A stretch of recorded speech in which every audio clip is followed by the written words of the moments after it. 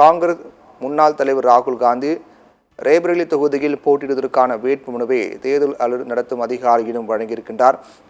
இந்த நிகழ்வில் காங்கிரசுடைய தலைவர் மல்லிகார்ஜுன கார்கே, முன்னாள் தலைவர் சோனியா காந்தி மற்றும் பிரியங்கா காந்தி உள்ளிட்ட முக்கிய பிரமுகர்கள் கலந்து கொண்டிருக்கிறார்கள்.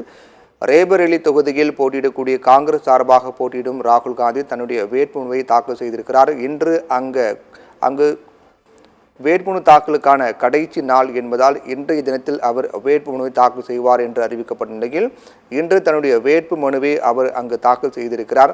அதைத் தொடர்ந்து தீவிர பிரச்சாரம் மேற்கொண்டு வரக்கூடிய சூழ்நிலையில் இந்தியா முழுக்க நாடாளுமன்ற தேர்தல் 7 கட்டங்களாக நடத்தப்படுகின்றன. ஏற்கனவே முதல் கட்டம், 2ஆம் கட்டம் தொடர்ச்சியாக ஒவ்வொரு கட்டங்களாக மேற்கொள்ளப்பட்டு வரக்கூடிய சூழ்நிலையில் மொத்தமாக 7 கட்டங்களாக நடைபெற்று ஜூன் 1ஆம் தேதி முடிகின்றது.